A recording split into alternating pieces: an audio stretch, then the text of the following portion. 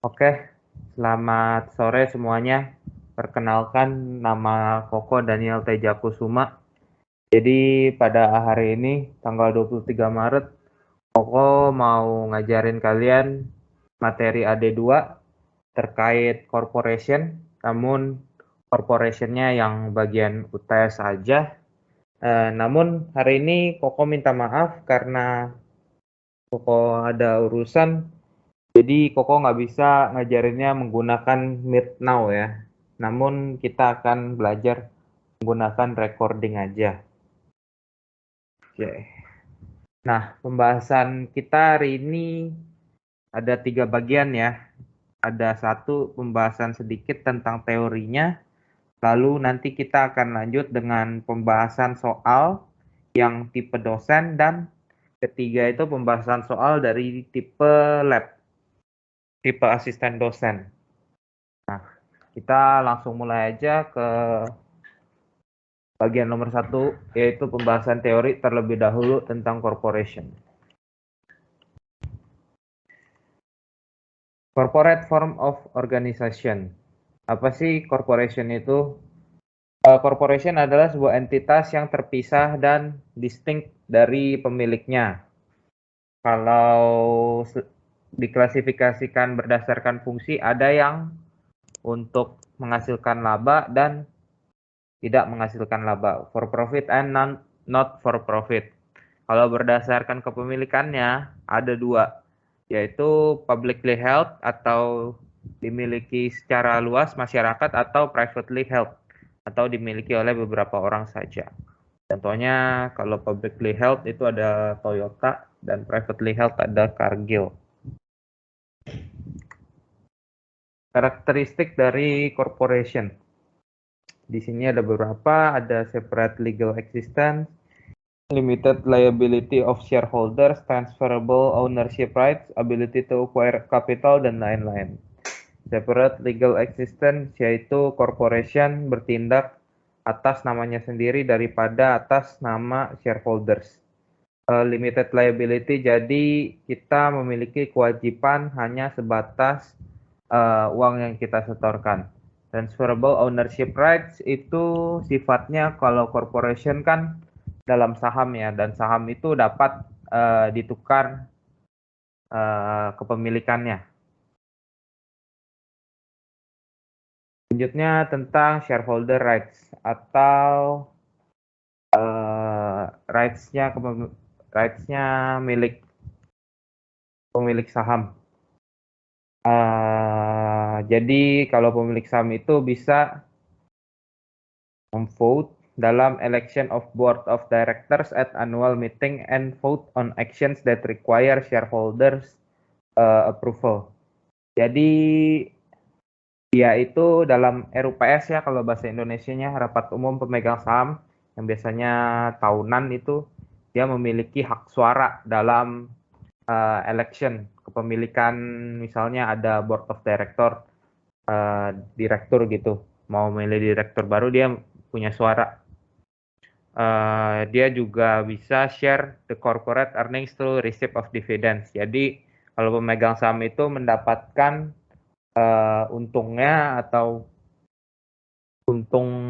untung dari perusahaan itu melalui dividen disebutnya. Yang ketiga, keep the same percentage ownership when new shares are issued atau preemptive right. Jadi misalnya kalau perusahaan menerbitkan saham, nah kita sudah memiliki sahamnya. Nah ternyata di kemudian hari perusahaan ingin menerbitkan saham lagi. Nah penerbitan saham yang kedua itu harus diberikan dulu kepada kita opsinya, apakah kita mau membelinya atau tidak. Kalau kita tidak mau membelinya, nah itu right-nya bisa kita jual begitu. Namun kita yang penting diberikan kesempatannya terlebih dahulu. Yang keempat, share in assets upon liquidation in proportion to their holdings. This is so-called residual claim. Pemilik saham bisa menerima aset saat likuidasi, saat perusahaannya misalnya bangkrut gitu. Namun biasanya pemilik saham menerimanya paling terakhir ya, karena Yang pertama itu harus kreditur terlebih dahulu. Dan biasanya di tahap itu kalau perusahaan udah bangkrut sih udah habis biasanya asetnya. Share issue considerations. Berapa sih saham yang harus corporation terbitkan? Tuh. Authorized shares itu adalah jumlah saham yang boleh dijual. Misalnya 1 juta saham boleh dijual gitu dalam corporationnya gitu. Issuance of shares, penerbitan saham ya. Ini misalnya 500.000 saham telah diterbitkan gitu. Kita sebutnya 500.000 shares issued. Market price of shares, harga pasar dari saham. Par and no par value. Kalau saham itu bisa 2 tipe ya, memiliki nilai par atau nilai nominal dan tidak memiliki nilai par. Corporate capital, equity. Pemilikan dari saham itu termasuk stockholders equity atau disebut juga shareholders equity atau corporate capital.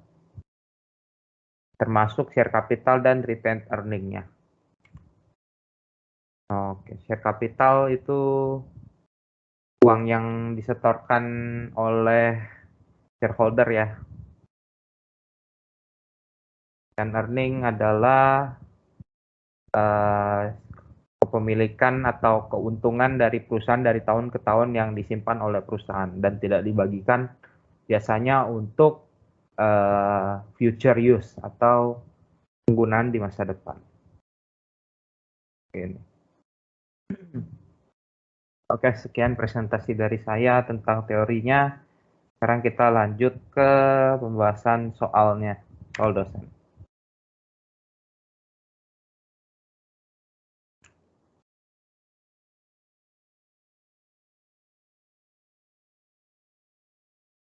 Oke, kita baca dulu soalnya. Ini soal dosen UTS tahun 2019-2020 semester ganjil. Corporation Share Transaction and Equity Section, bobotnya 20%. Di bawah ini adalah ekuitas per corporation per tanggal 1 Juli 2019. Ada share capital preference, share capital ordinary, share premium preference, share premium ordinary, dan retained earnings dengan nilai saldonya yang dapat dilihat di sini. Oke, kita langsung masuk aja ke jurnalnya. Dimintanya, maaf, yang pertama itu membuat jurnal dan yang kedua membuat SOFP, laporan posisi keuangan. Nah, kita langsung masuk aja ke nomor satunya, itu langsung membuat jurnalnya. Tanggal 6 Juli 2019. Menerbitkan 5.000 lembar saham biasa pada harga $14 tunai per lembarnya. Ini jurnalnya pernah terlalu susah ya. Kalau menerbitkan untuk tunai kita pasti menerima uang. Nah, lalu di kreditnya kita tambahkan share capital ordinary dan share premium ordinary. Kenapa?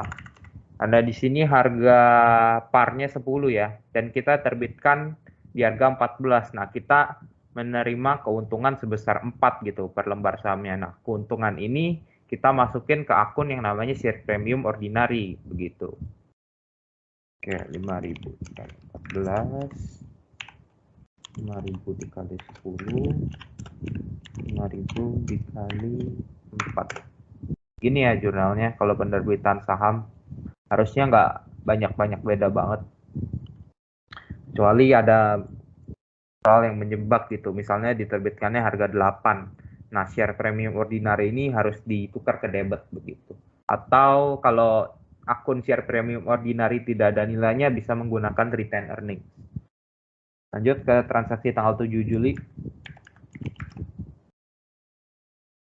Terbitkan 1.000 lembar saham preference pada harga 42 tunai. Harganya jadi 42, nilai parnya 40 ya.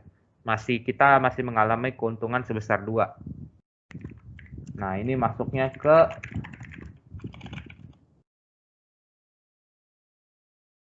capital preference dan share premium preference. Keuntungannya adalah sebesar 2 per lembar dan ada 1000 lembar. Untungannya 2000. Nilai share capital preference-nya adalah menggunakan nilai par ya. Selalu menggunakan nilai par ya. Nilainya 40 didapat dari soal ini. Saldo soal dikali penjualannya sebesar 1000 lembar.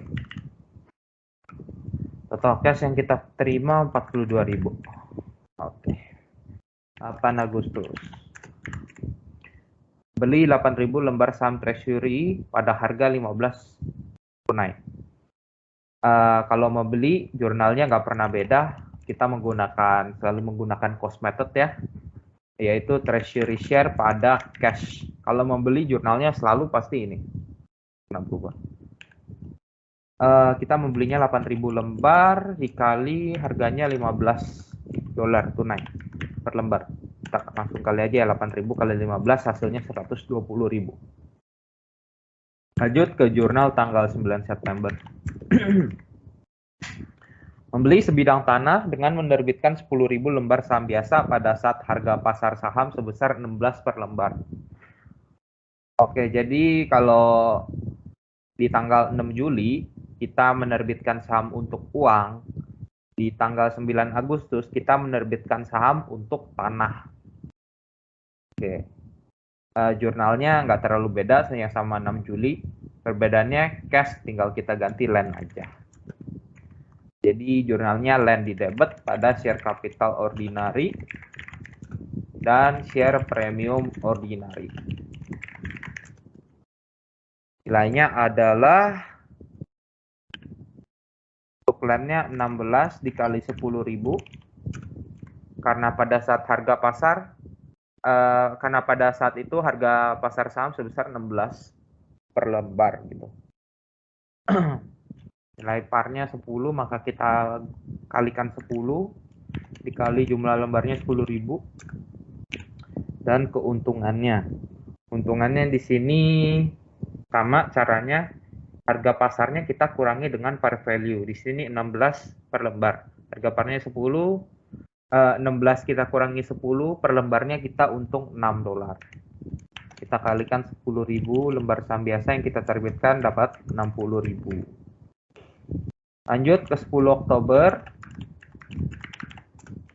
Jual 6.000 saham treasury yang telah kita beli sebelumnya pada harga 16 tunai. Kalau kita jual pasti kita terima cash. Dan di kreditnya kita mengeluarkan treasury share yang sebelumnya kita beli. Nah, kita lihat dulu. Sebelumnya pada tanggal 8 Agustus kita beli di harga berapa sih? Oh, kita beli di harga 15. Dan menjualnya di tanggal 10 itu pada harga 16. Nah, kita mengalami untung nih. Sebesar berapa sih? 16 dikurangi 15, yaitu $1 per lembarnya. Dan kita menjualnya namun nggak semuanya ya. Di sini kita beli 8.000, baru akan menjual 6.000. Jadi jurnalnya gimana? Di sisi debit pasti ada cash, karena kita menjual balik. Dan di sisi kredit pasti ada treasury share. Nah, treasury share kita berkurang gitu. Nilainya untuk cash adalah dari soalnya ya, 6.000 kita kalikan 16. Uang yang kita terima 16 per lembarnya. Untuk treasury share kita menggunakan cost dari pembeliannya ya. Di sini dikasih tahu sebelumnya kita beli dengan harga 15 per lembar gitu. Jadi kita kalikan 15. Ini 90.000 untuk treasury share. Nah, ini kan nggak balance. Kita mengalami keuntungan menerima cash sebesar 6.000. Nah, ini kita masukin ke suatu akun yang namanya akun untuk keuntungan treasury share, disebut share premium treasury. Kalau untung di saham biasa share premium ordinary, untung di saham preference share premium preference, kalau untung di saham treasury kita sebut share premium treasury begitu. Untungnya kita selisihin aja, kurangnya berapa, yaitu 6.000. 11 November.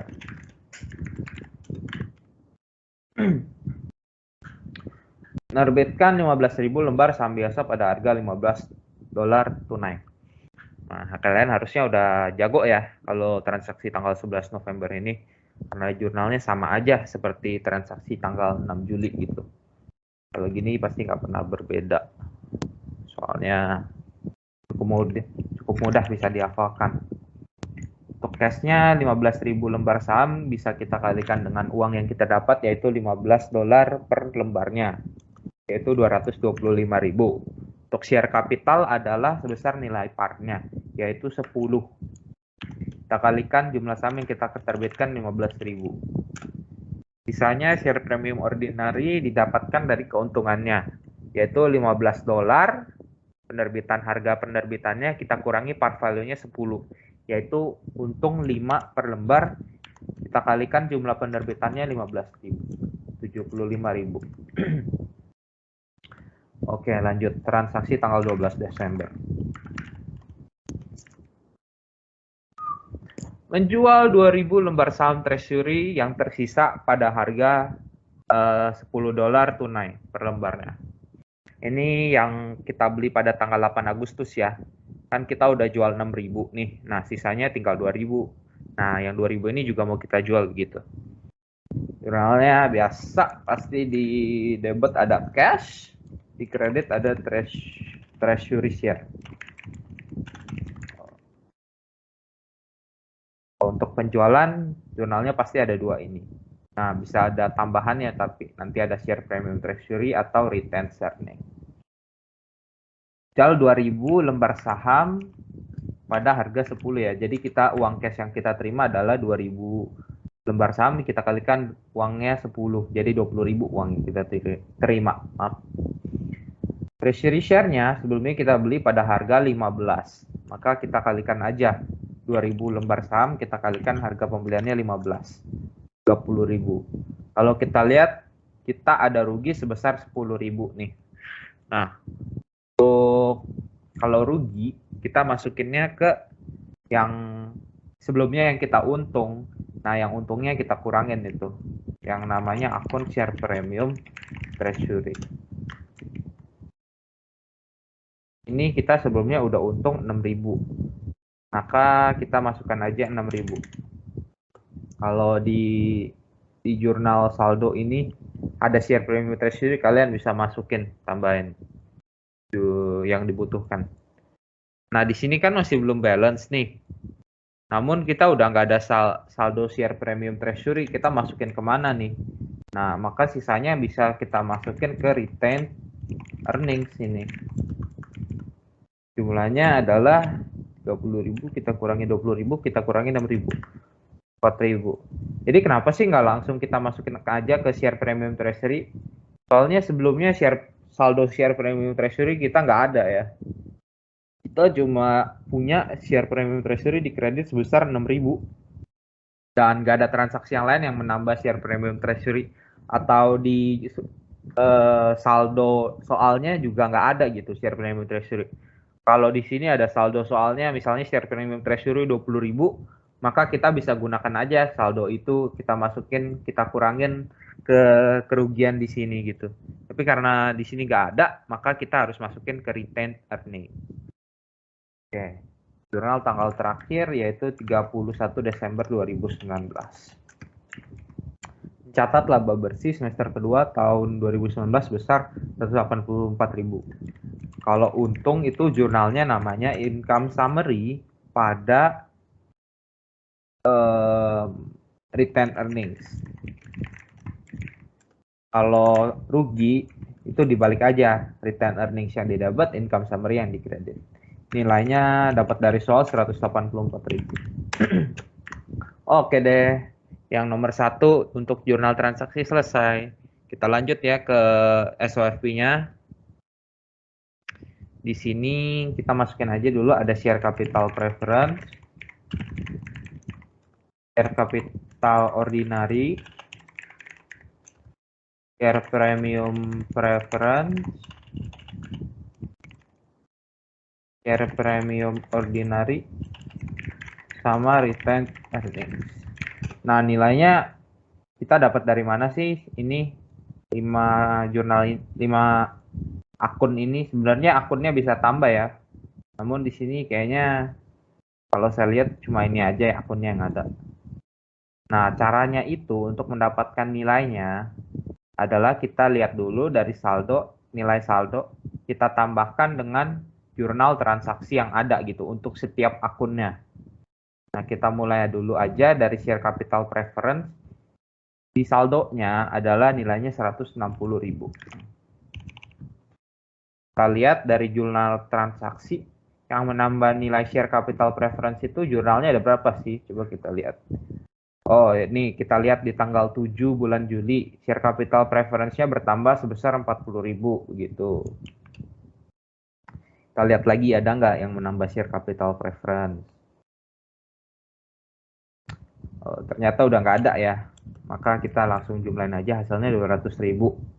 Untuk share capital ordinary caranya sama. Kita masukin dulu nilai saldo awalnya 800.000. Kita tambahkan dengan penambahan share capital ordinary di jurnal transaksi. Di sini ada di tanggal 6 Juli, ada sebesar 50.000 penambahannya. Lalu ada di jurnal tanggal 9 September, maaf, yaitu penambahan share capital ordinary sebesar 100.000 ini. Dan yang terakhir pada tanggal 11 November ada penambahan 150.000 share capital ordinary. Maka jumlahnya adalah 1.100.000 untuk share capital ordinary. Untuk share premium preference sama juga caranya. 35.000 yang berasal dari saldo ini, saldo awal, kita tambahkan dengan penambahan atau pengurangan dari jurnal transaksi. Di sini ada penambahan untuk preference ada 2.000 ya pada tanggal 7 Juli nih. Lalu sepertinya itu aja. Ya udah, maka hasilnya jadi 37.000. Untuk share premium ordinary sama, dari saldo awalnya 120.000 kita tambahkan dengan di sini ada jurnal tanggal 6 Juli share premium ordinary sebesar 20.000. Lalu di tanggal 9 September juga ada share premium ordinary sebesar 62.000. Dan di tanggal 11 November ada juga share premium ordinary sebesar 75.000. Oke, hasilnya jadi 275.000. Untuk return earnings kita lihat lagi dari jurnal transaksi dan saldo awal. Kita masukin dulu saldo awalnya adalah sebesar 500.000. Kita tambah, kalau di debit berarti pengurang ya return earnings. Di sini ada pengurangnya pada tanggal 12 Desember sebesar 4.000. Dan ada penambahan return earnings di kredit sebesar 184.000. Oke. Jadi hasilnya untuk return earnings 680.000. Kalau udah gini semuanya kita ketemu, kita tambahkan aja. Nah, inilah yang dinamakan total equity. Di total equity-nya Blau Corporation sebesar 2.292.000. Oke, kita lanjut ya ke soal tipe asisten dosen. Kita di sini akan bahas soal UTS tahun 2020-2021 yaitu pada semester genap. Ini soal yang saya gunakan dulu waktu UTS ada 2 ya. Sini saya bacakan soalnya. Bobotnya corporation 25%. Sanitas Co. merupakan perusahaan Indonesia yang bergerak dalam bidang produksi alat kesehatan. Pada tahun 2017, Sanitas Co. memutuskan untuk melakukan IPO sehingga sahamnya diperjualbelikan di Bursa Efek. Berikut SOFP-nya per 31 Desember 2020. Ada share capital preference yang nilai par value-nya 30, 1 juta issued dan outstanding. Share capital ordinary nilai parnya 25, 5 juta issued dan 3,5 juta outstanding. Lalu ada share premium preference, share premium ordinary, share premium treasury, return earnings, dan treasury share. Di sini nilai treasury share-nya adalah 1.500.000 pada harga 10. Dimintanya adalah membuat jurnal transaksinya serta SOFP-nya. Terus ada juga catatan bahwa penjualan treasury shares menggunakan metode FIFO. Berarti yang paling paling awal dibeli itu paling awal dijual juga. Berarti yang ini dulu, yang treasury share ini 1.500.000 di harga 10 yang kita jual duluan. Oke deh, kalau udah begitu kita langsung aja ya masuk ke jurnal transaksinya, dimulai dari 10 Januari. Terbitkan kembali membeli kembali 100.000 lembar saham yang beredar dengan total harga 12 juta secara tunai. Berarti ini kita membeli treasury share ya. Maka jurnalnya pasti treasury share pada cash. Kalau membeli treasury share, jurnalnya tidak pernah berbeda, selalu treasury share pada cash. Di sini nilainya adalah kita membayar 12 juta. Nah, untuk catatan kita bisa tahu nih, untuk harga per lembarnya itu berapa sih? Di sini kita membayar 12 juta untuk 100.000 lembar. Maka harga per lembarnya adalah 120 gitu. 15 Februari 2021. Menerbitkan 70.000 lembar saham biasa dengan harga 23 untuk membayar jasa auditor yang telah mengaudit laporan keuangan perusahaan di tahun lalu. Berarti pasti ada jurnalnya share capital ordinary karena kita menerbitkan saham baru gitu, saham biasa yang baru. Namun kita lihat dulu di sini harga parnya, par value-nya adalah 25. Namun di sini kita terbitkannya di harga 23. Berarti kita rugi 2 dong. Kita memberikannya 25 namun cuma menerima 23. Maka ada rugi sebesar 2. Nah, rugi ini kita masukkan ke share premium ordinary. Namun share premium ordinary-nya di debit gitu, berkurang justru.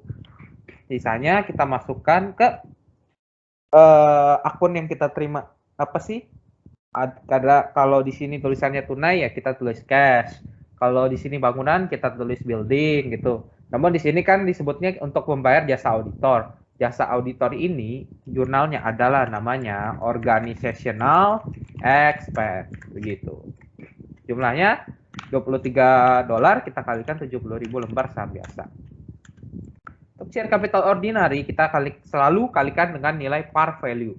Untuk share capital mau preference mau ordinary selalu kita kalikan share par value ya.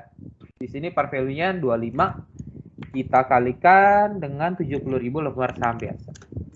Nah, selisihnya kita masukkan share premium ordinary. Lanjut, 7 Maret. 3/4 lembar saham treasury yang dimiliki perusahaan secara tunai sebesar 10 juta.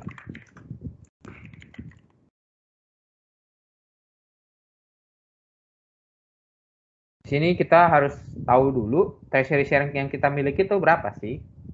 Oh, di sini kita bisa lihat dari jurnal saldo.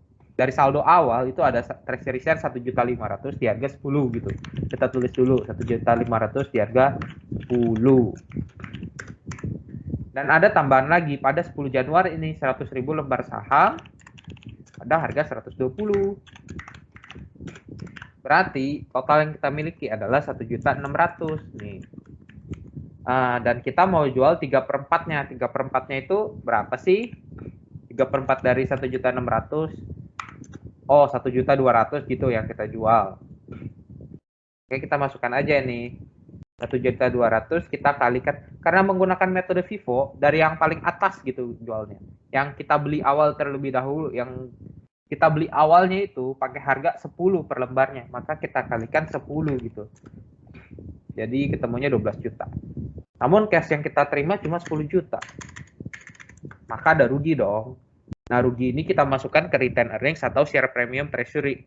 Kita lihat dulu di saldo awal ada nggak saldo share premium treasury. Oh, ternyata di sini ada share premium treasury sebesar 15 juta.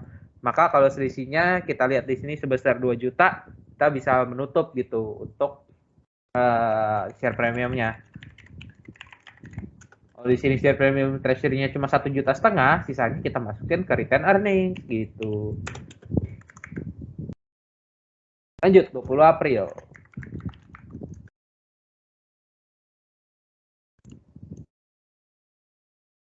Saya pastikan udah terekord ya, takutnya nggak terekord. Oke, lanjut. 20 April.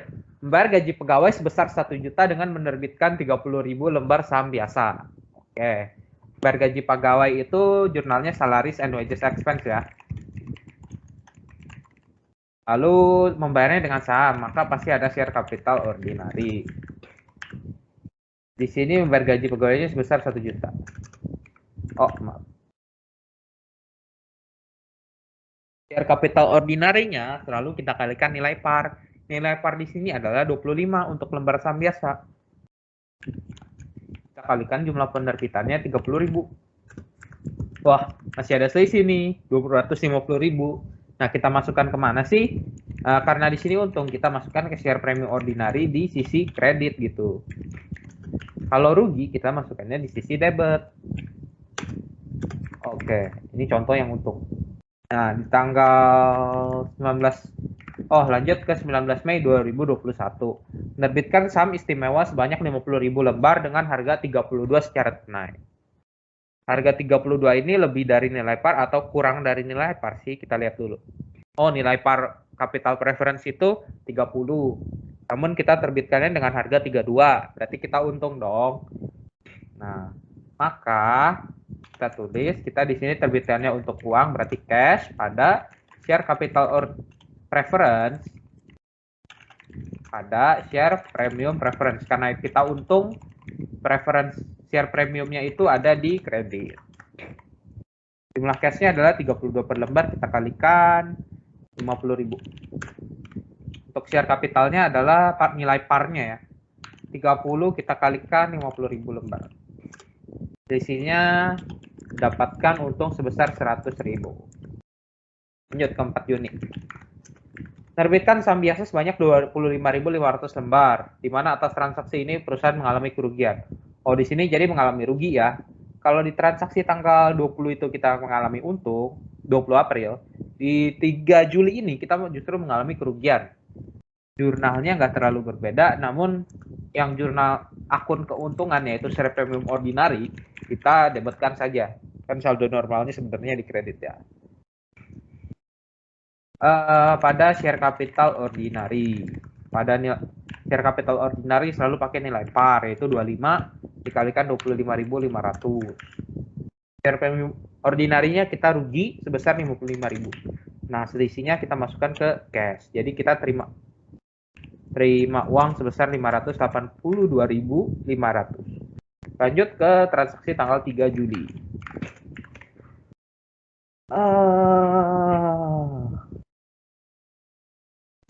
Menerbitkan saham.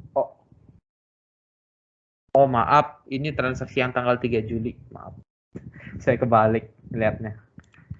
Yang 4 Juni berarti menerbitkan 75.000 lembar saham biasa untuk memperoleh uang tunai dalam membiayai keperluan promosi, di mana transaksi ini menyebabkan share premium ordinary bertambah sebesar 300.000. Ini kebalikannya dari tanggal 3 Juli ya. 3 Juli kan kita rugi. Di tanggal 4 Juni ini kita untung. Maka untungnya kita masukkan ke kredit share premium ordinary. Di sini ada juga share capital ordinary.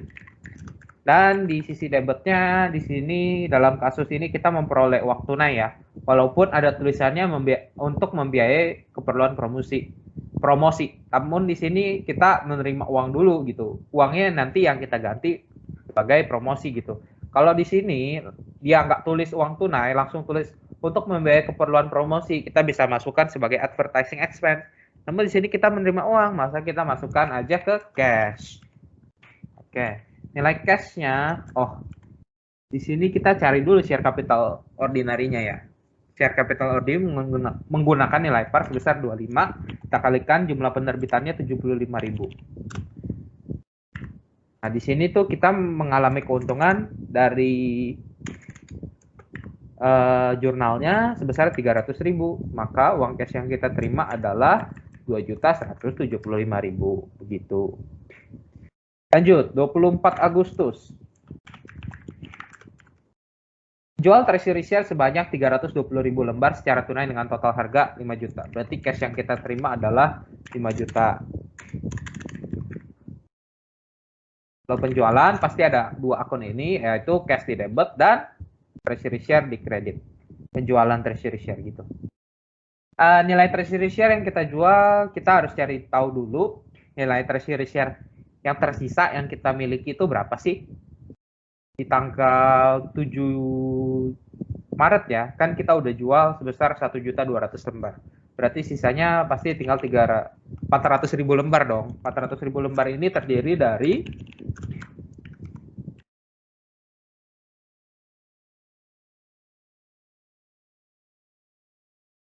300.000 lembar di harga 10 dan 100.000 lembar di harga 120. Kenapa sih? Kita lihat dulu dari yang 7 Maret 2021 kan kita jualnya 3/4 dari yang dimiliki, berarti 1.200.000. 1.200.000 ini diambilnya dari 1.500.000. Karena 1.500.000 di harga 10, kita itu beli lebih awal dibandingkan yang kita beli harga 100.000 pada harga 120 begitu. Maka kita kuranginya 1.200.000 terhadap 1.500.000. Sisanya jadi seperti ini nih. Nah di sini nih kita mau menjualnya sebanyak 320.000 lembar. Gitu. Maka kita mulai dulu dari paling atas ya. Berarti kita gunakan dulu yang harga 300.000, yang harga 10 maksudnya. 300.000 lembar kita kalikan 10.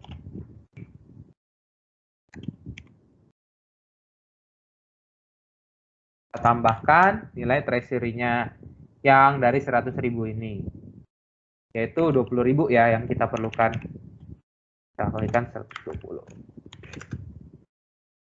Oh, berarti di sini rugi lagi itu masuk akunnya adalah share premium treasury, karena kita di saldo awal ada akunnya ya, share premium treasury.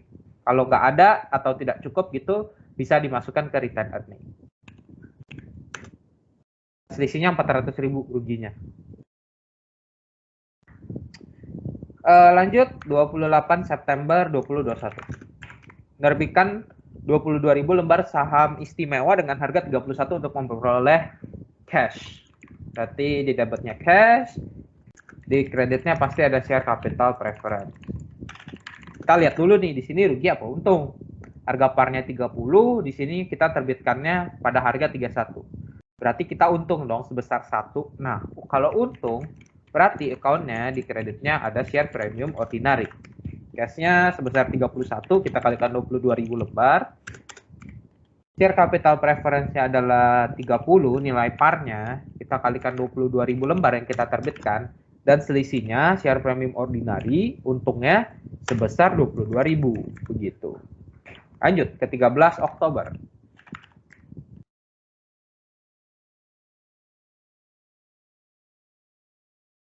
Membeli peralatan seharga 3 juta dengan menerbitkan 100.000 lembar saham biasa.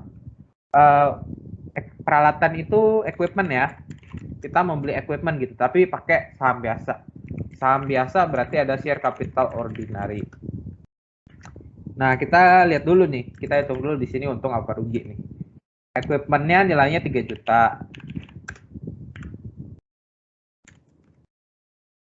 Saham biasanya kita terbitkan 100.000, kita kalikan nilai par-nya kalau share capital selalu, yaitu 2.500.000. Oh, ternyata di sini kita bisa lihat nih, ada selisih kekurangan di kredit sebesar 500.000. Maka kita bisa masukkan ke account-nya namanya share premium ordinary. Sebesar 500.000 untungnya. 6 November.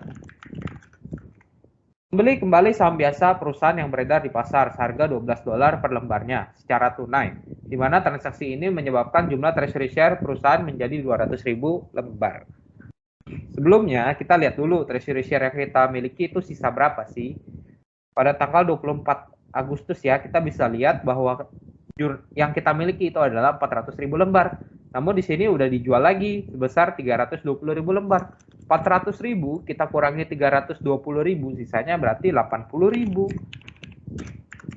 Di sini kita 80.000-nya harganya adalah pakai harga terakhir ya, yang harga bawah ini. Urutnya kalau menjual itu dari atas baru ke bawah. Harga 120. Di sini kita inginnya treasury share jumlahnya jadi 200.000. Berarti yang perlu kita beli berarti adalah 200.000 dikurangi 80.000, 120.000 perlu kita beli gitu. Jurnalnya kalau pembelian treasury share selalu sama, treasury share pada cash. Nilainya adalah 120.000 jumlah lembar yang kita mau beli, yang kita butuhkan, dikali harga pasarnya 12. Jadi 1.440.000 begini. Lanjut 30 Desember. Selama tahun 2021 perusahaan telah memperoleh laba bersih sebesar 125 juta. Berarti jurnalnya adalah income summary pada return earnings. Kalau laba, income summary-nya di debit, return earnings-nya di kredit. Kalau rugi, return earnings-nya di debit, income summary-nya di kredit. Begitu. Nilainya udah dikasih tahu yaitu 125 juta.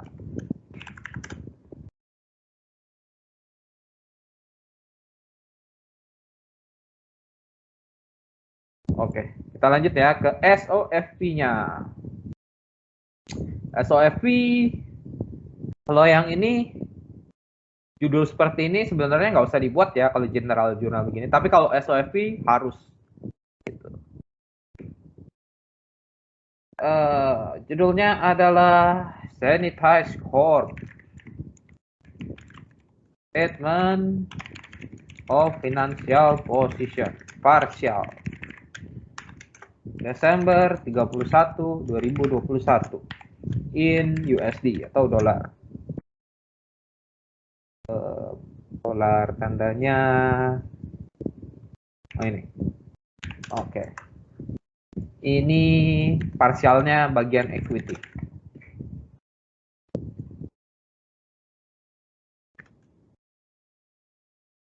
Dimulai menurut aja sih saya senangnya dari share capital preference. 9%, keluarnya 30.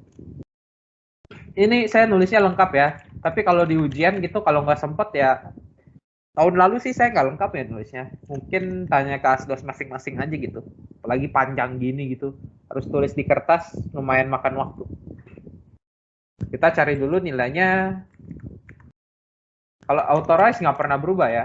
Tapi kalau outstanding dan issued itu bisa berubah.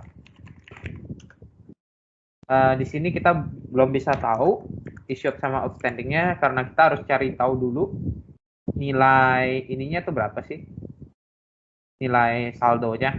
Kita cari dulu ya. 30 juta didapatkan dari saldo awal nih. Kita tambahkan dengan share capital preference yang ada di jurnal transaksi. Kita lihat-lihat.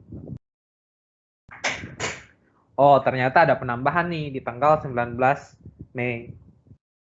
Besar 1.500.000 gitu. Ada lagi nggak? Kita lihat lagi.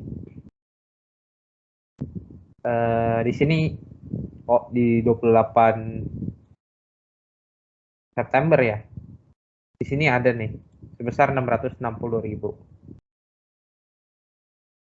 Ada lagi nggak? Sepertinya udah ya, cuma 2 aja.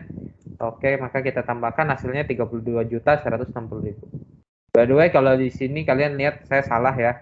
Ini harusnya share premium preference ya, bukan share premium ordinary. Maka kita bisa nyari nilai outstanding sama issued-nya. Gitu. Kita dapatnya dari 32.160.000, kita balikan nilai par-nya. 1.072.000 yang issued dan outstanding.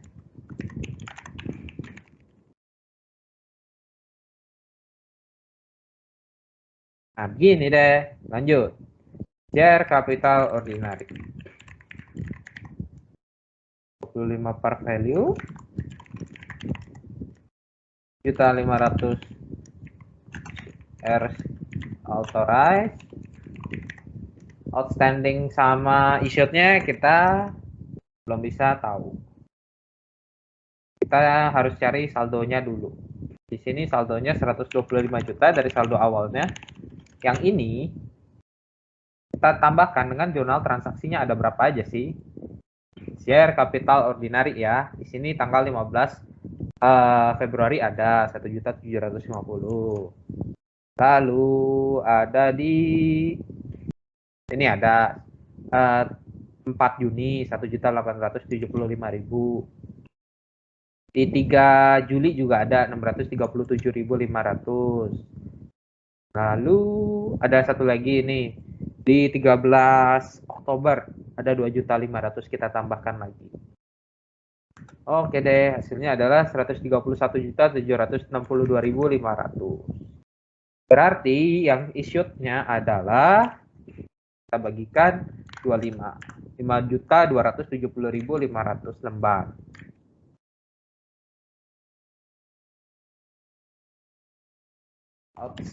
Issued nih. Berarti tinggal cari outstanding-nya. Tapi untuk cari outstanding, kita harus cari treasury share-nya dulu. Treasury share ini di paling bawah. Nah, berarti nanti kita kembali lagi di sini. Kita kerjakan dulu yang lain. Lanjut, ada share premium reference. Kita cari caranya dari jurnal saldo awal, maksudnya bukan jurnal, yaitu 35 juta kita tambah dan kurangkan dari akun-akun di jurnal transaksi yang namanya share premium preference. Di sini coba saya lihat ya, ada dua ya, menambahkan 100.000 di tanggal 19 Mei dan 22.000 di tanggal 28 September. Jadi 35.122.000. Lanjut, share premium ordinary. Di saldo awalnya adalah 50 juta. Nah, ini ya. Kita lihat lagi jurnal transaksinya, ada tambah berapa aja. Oh, di tanggal 15 Februari ini ternyata share premium ordinarinya di debit, berarti justru berkurang ya. Di tanggal 20 April ya, ada penambahan sebesar 250.000 share premium ordinarinya. Lalu di tanggal 4 Juni ada nambah lagi 300.000. Di tanggal 3 Juli justru berkurang 55.000 gitu. Di tanggal 13 Oktober menambah 500.000 begitu. Nah, hasilnya adalah 50.855.000. Lanjut, share premium treasury. Saldo awalnya 15 juta. Dari sini ya. Lalu kita lihat lagi jurnal transaksinya. Di sini share premium treasury pada tanggal 7 Maret berkurang 2 juta. Lalu pada tanggal 24 Agustus berkurang lagi 400.000.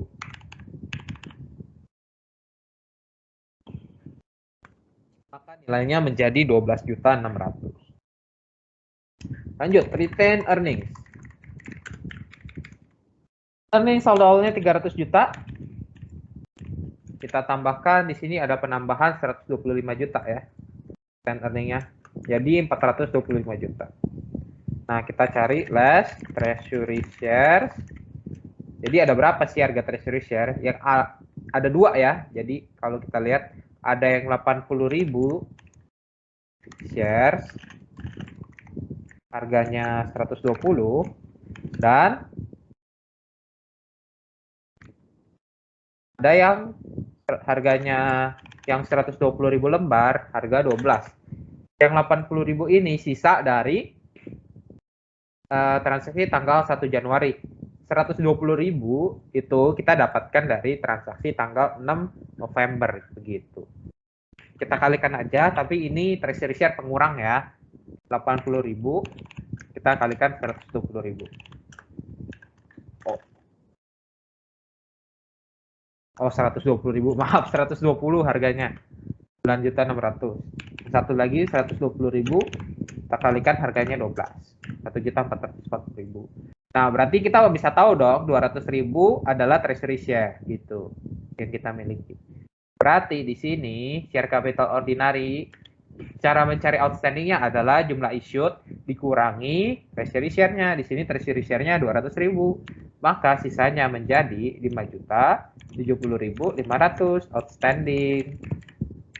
Begini cara nyarinya, teman-teman. Nah, cukup ribet ya, apalagi tulisannya sepanjang ini. Kalau kita tulis capek juga. Kalau saya ujian mungkin saya tulis share capital ordinary, nilai par-nya, lalu saya tulis outstanding dan issued-nya aja gitu mungkin. Authorize-nya nggak perlu. Namun kembali lagi ya kepada asisten dosen masing-masing. Nah ini udah deh, kita cari total equity-nya berapa sih? Total equity-nya tinggal kita jumlah aja, auto sum jadi 676.459.500. Oke deh, selesai soal ini. Cukup mudah bukan? Tidak, memang susah teman-teman.